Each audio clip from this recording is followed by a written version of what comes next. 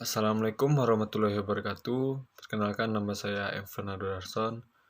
NPM saya 18175. Saya berasal dari kelas D Manajemen, Fakultas Ekonomi, Universitas Baitur Rahmah. Alasan saya mengangkat judul Pengaruh Stres Kerja dan Organizational Sensib Behavior atau lebih disingkat dengan OCB terhadap kinerja karyawan studi kasus pada karyawan PT Altra 1978. Yang pertama, karena banyak terjadinya pengurangan karyawan setiap tahun yang meningkat dari tahun-tahun sebelumnya. Yang kedua, saya ingin mengetahui apa penyebab terjadinya pengurangan karyawan tersebut. Yang ketiga, saya juga ingin mengetahui apakah variabel X saya ada pengaruhnya dengan pengurangan karyawan. Fenomena masalah. Di sini fenomena masalahnya yaitu tingkat pencapaian pendapatan alat berat dan kendaraan agrikultural PT Altra 1978 mengalami fluktuasi selama 3 tahun terakhir. Pada tahun 2017, tingkat pendapatan produksi mengalami pencapaian target sebanyak 65,59%, dan hal ini menunjukkan adanya kenaikan jika dibandingkan dengan tahun 2016 di mana pencapaian target sebesar 62,04%. Namun, tingkat pendapatan produksi mengalami penurunan pada tahun 2018 menjadi 56,37%. Ketika tingkat pendapatan produksi mengalami penurunan, ini dapat diindikasikan adanya penurunan kinerja karyawan yang dapat disebabkan oleh beberapa faktor. Di sini jurnal penelitian saya yang pertama yaitu Nining Fitriah, pengaruh Organizational Sensib Behavior atau lebih disingkat dengan OCB dan karakteristik pekerja serta pemberdayaan terhadap kinerja pegawai negeri sipil pada Dinas Lingkungan Hidup Kota Palu. Hasil penelitian, berdasarkan hasil pengujian diperoleh nilai F sebesar 103.030 lebih besar dari F sebesar 2700. Hasil penelitian ini menunjukkan bahwa pemberdayaan berpengaruh positif dan signifikan terhadap kinerja. Yang kedua yaitu Gunawan Yona Immanuel 2018, pengaruh kepemimpinan, budaya organisasi, dan organizational sensib behavior dalam meningkatkan kinerja pegawai pada Dinas Kependudukan dan Catatan Sipil di Kabupaten Pamekasan. Hasil penelitian diketahui hasil nilai pengaruh simultan sebesar 22.576 dengan nilai signifikan sebesar 0,001 yang berarti kurang 0,005. Hasil penelitian ini menunjukkan bahwa gaya kepemimpinan dan OCB secara simultan memiliki pengaruh yang signifikan terhadap kinerja karyawan. Kepemimpinan dan gaya OCB secara parsial memiliki pengaruh signifikan terhadap kinerja karyawan.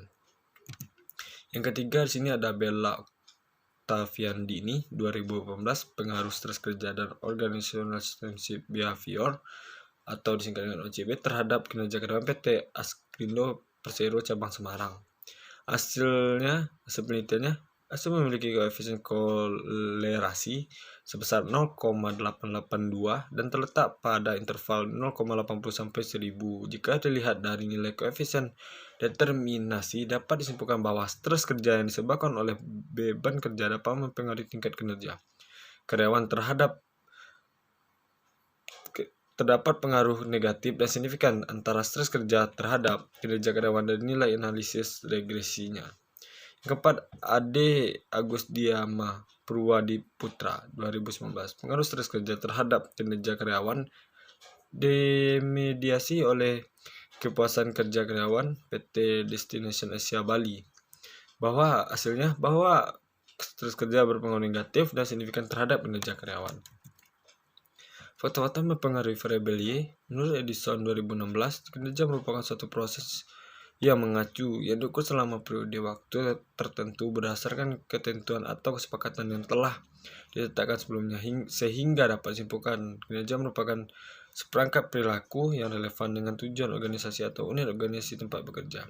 Pertama, menurut Asibuan 2016, stres kerja adalah suatu kondisi ketegangan yang mempengaruhi emosi, proses pemikiran, dan kondisi seseorang. Yang kedua, menurut Griffin 2014, juga mengemukakan bahwa perilaku OCB mengacu pada perilaku individu yang memberi kontribusi positif secara keseluruhan organisasi. Bab 1 pertama itu latar belakang penelitian. Pada zaman sekarang ini dituntut untuk mengoptimalkan dan memperdayakan sumber daya yang dimiliki, termasuk sumber daya manusia. Sumber daya manusia merupakan komponen yang terpenting yang sangat mempengaruhi produktivitas suatu organisasi. Saat ini, sumber daya manusia atau SDM merupakan faktor sangat penting dalam mencapai keberhasilan bagi perusahaan. Dengan tuntutan ekonomi semakin pesat, maka dari itu dibutuhkan kualitas sumber daya manusia yang efektif dan efisien. 1.2-nya itu rumusan masalah. Di sini bagaimanakah pengaruh kerja terhadap kinerja karyawan pada PT Altra 1978? Terus yang kedua, bagaimanakah pengaruh Organizational System Behavior atau OCB terhadap kinerja karyawan pada PT Altra 1978? Yang ketiga, bagaimanakah pengaruh stres kerja dan Organizational System Behavior atau OCB terhadap kinerja karyawan pada PT Altra 1978? Terus di sini yang 1.3 tujuan penelitian berdasarkan dengan rumusan masalah yang disebut di atas, maka tujuan penelitian adalah pertama untuk mengetahui dan menganalisis pengaruh stres kerja terhadap kinerja karyawan pada PT Altra 1978. Terus yang keduanya untuk mengetahui dan menganalisis pengaruh Organizational System Behavior atau OCB terhadap kinerja karyawan pada PT Altra 1978. Terus yang ketiga, untuk mengetahui dan menganalisis pengaruh stres kerja dan Organizational System Behavior atau OCB terhadap kinerja karyawan pada PT Altra 1978. Terus yang 1.4-nya manfaat penelitian. Bagi menulis, hasil penelitian ini dapat membantu dan menambah wawasan, pengetahuan, dan pengalaman mengenai pengaruh stres kerja dan Organizational System Behavior atau OCB terhadap kinerja karyawan pada PT Altra 1978. Terus yang kedua, bagi perusahaan, hasil penelitian ini diharapkan memberi masukan kepada pimpinan perusahaan dalam merumuskan kebijakan, terutama kebijakan yang terkait dengan stres kerja dan Organizational System Behavior atau OCB terhadap kinerja karyawan pada PT Altra 1978. 3. Bagi peneliti selanjutnya, penelitian ini diharapkan dapat membantu pihak-pihak yang akan mengkaji lebih lanjut. Diharapkan penelitian ini dapat menjadi landasan pijak dan referensi bagi penelitian di masa mendatang. Bab 2, tinjauan pustaka. 2.1 Kajian teori. 2.1.1 Kinerja karyawan. Kinerja merupakan suatu proses atau penampilan hasil karya yang berkualitas maupun kuantitas, penampilan individu maupun kelompok kerja yang dicapai oleh seseorang karyawan dalam melaksanakan tugasnya sesuai dengan tanggung jawab yang diberikan kepadanya.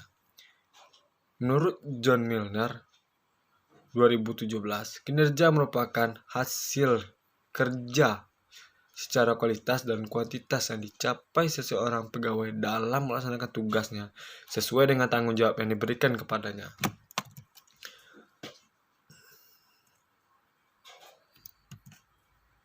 Terus faktor-faktor yang mempengaruhi kinerja karyawan. Yang pertama itu ada faktor individu, faktor psikologis, yang ketiga faktor organisasi, keempat faktor stres kerja, kelima ada faktor Organizational System Behavior atau OCB. Indikator kinerja karyawan. Indikator yang digunakan penulis berdasarkan teori dari John Milner 2017 yaitu pertama ada kualitas kerja, kuantitas kerja, kerjasama, tanggung jawab, dan inisiatif. 2.2 Stres kerja. Stres kerja merupakan suatu ketidakmampuan mengatasi ancaman yang dihadapi oleh mental, fisik, emosional, dan spiritual manusia. Suatu saat mempengaruhi kesehatan fisik dan mental manusia. Menurut Feza 2014, kerja adalah suatu kondisi ketegangan yang menciptakan adanya ketidakseimbangan fisik dan psikis yang mempengaruhi emosi, proses berpikir, dan kondisi seorang karyawan. Terus faktor-faktor yang mempengaruhi stres kerja. Yang pertama, beban kerja yang sulit dan berlebihan. Yang kedua di sini ada tekanan dan sikap pemimpin yang kurang adil dan wajar. Yang ketiga di sini ada waktu dan peralatan kerja yang kurang memadai. Yang keempat, konflik antara pribadi dengan pimpinan atau kerja kelompok. Yang kelima, balas jasa yang terlalu rendah. Keenam, masalah-masalah keluarga seperti anak, istri, dan mertua. Indikator stres kerja. Hasibon 2014 menyatakan bahwa apapun modal stres kerja yang menjadi indikator stres kerja adalah sebagai berikut. Yang pertama, beban kerja.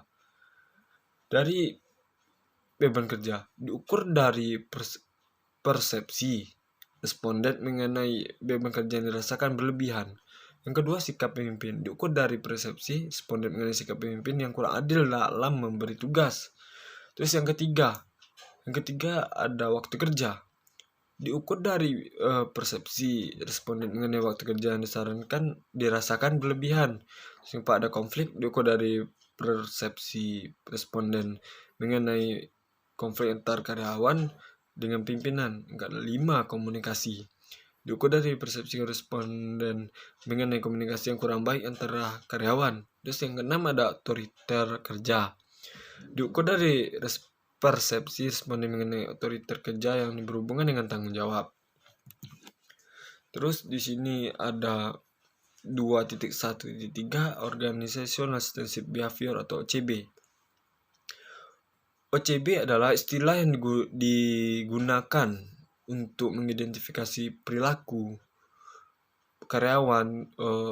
OCB mengacu kepada konstruk extra role behavior atau ORB yang definisikan sebagai perilaku yang menggantung organisasi atau berniat untuk mengantungkan organisasi yang secara langsung mengarah ke harapan itu sendiri.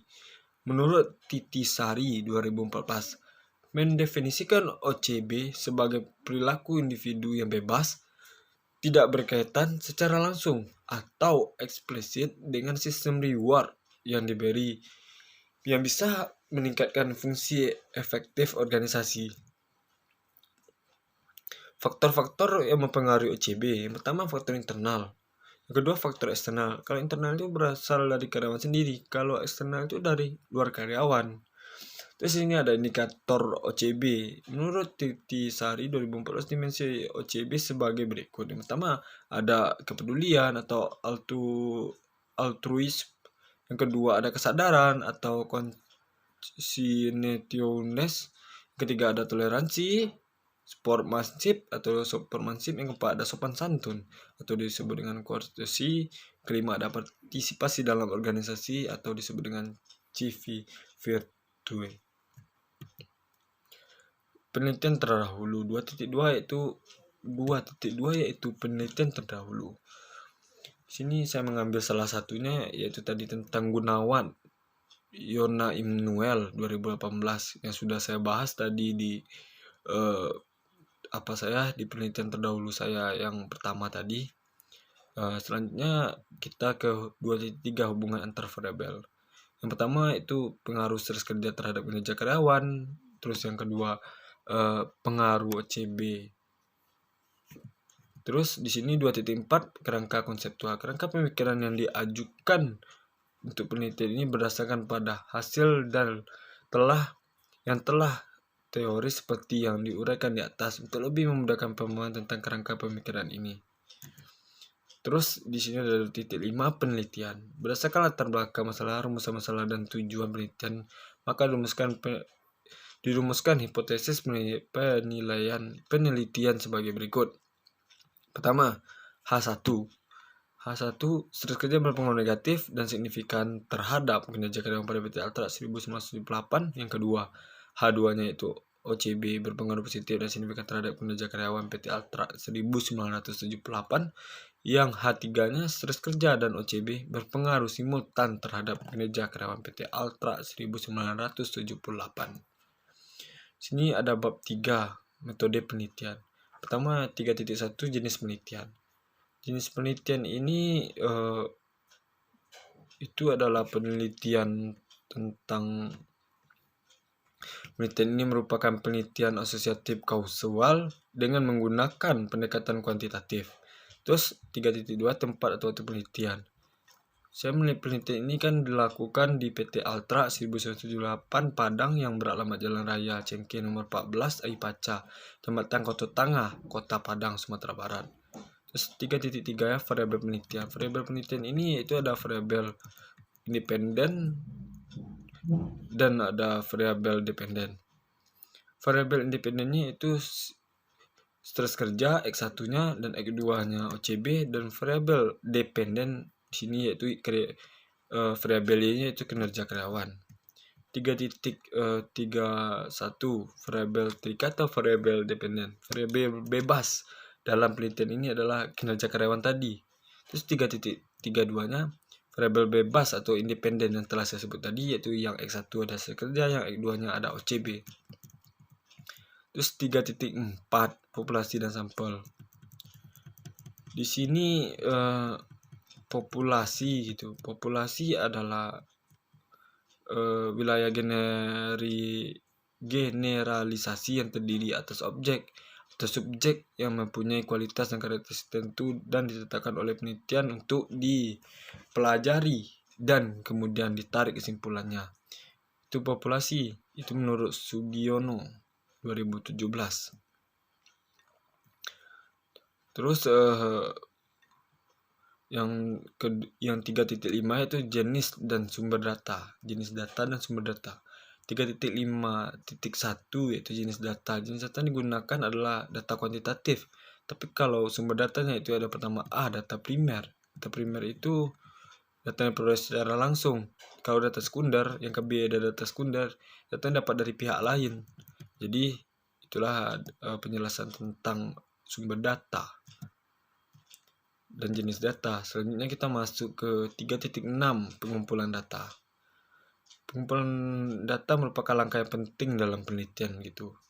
Hal ini bertujuan untuk mendapatkan data secara objektif atau akurat sesuai dengan keperluan penelitian. Jika teknik ini tidak ada gitu, seperti membuat kuesioner, dokumentasi, studi pustaka gitu, itu bisa dikatakan penelitiannya tidak pas gitu, tidak ada kuesionernya. Tapi untuk yang bagian teknik pengumpulan data yang saya tahu, yang mungkin saya tangkap itu kan dari beberapa situs blog atau mungkin saya lihat di internet. Di sini yang 3.6 ini teknik pengumpulan data ini biasanya dipakai hanya untuk SDM. Kalau di ekonomi itu mungkin SDM sama tentang pemasaran. Kalau keuangannya, kalau tidak salah, tidak memakai teknik pengumpulan data. Selanjutnya itu 3.7 instrumen penelitian. Data dikumpulkan melalui instrumen penelitian berupa penyebaran kuesioner secara langsung kepada responden untuk dijawab sendiri. Terus yang selanjutnya itu ada 3.8 uji validasi dan uji reliabilitas. Jadi yang pertama itu ada uji validitas. Uji validitas digunakan untuk menguji apakah instrumen tersebut dapat digunakan untuk mengukur apa yang sebenarnya seharusnya diukur. Terus yang kedua itu ada uji reliabilitas. Reliabilitas adalah alat untuk mengukur suatu kuesioner yang merupakan indikator dari variabel atau konstruk.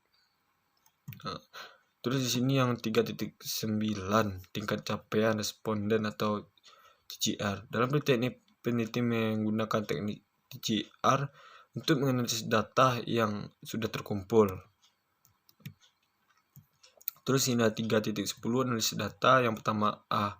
Yang A itu uji asumsi klasik, bertujuan untuk mengetahui apakah model regresi linear cocok digunakan atau tidak. Terus yang B-nya di sini ada uji regresi linear berganda. Metode analisis data adalah suatu metode yang digunakan untuk mengolah hasil penelitian guna memperoleh suatu instrumen atau suatu kesimpulan.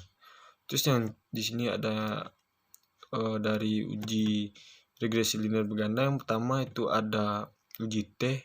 Uji T digunakan untuk mengetahui signifikan pengaruh variabel independen secara parsial atau individual terhadap variabel independen. Uji F yang kedua itu ada uji F. Uji F bertujuan untuk menunjukkan semua variabel independen yang dimasukkan ke dalam model secara simultan atau bersama-sama mempunyai pengaruh terhadap variabel independen. Terus ini yang tiga ada uji determinasi. Uji koefisien determinasi pada intinya mengukur seberapa jauh kemampuan model dalam menerangkan variasi variabel independen. Terus di sini ada 3.11 gitu. Definisi personal atau disebut dengan 4.0. Definisi personal variabel adalah penentuan konstruk sehingga menjadi variabel yang dapat diukur. Mungkin sekian yang dapat saya sampaikan. Itulah hasil dari proposal penelitian saya yang berjudul tadi tes kerja dan OCB terhadap kinerja, berpengaruh terhadap kinerja karyawan pada PT Altra 1978. Di sini saya minta maaf apabila ada kesalahan ya dalam pembacaan kata ataupun ada kesalahan dalam berbicara. Saya memohon maaf. Saya tutup presentasi atau hasil proposal penelitian saya dengan mengucapkan alhamdulillah, dan saya tutupi dengan assalamualaikum warahmatullahi wabarakatuh.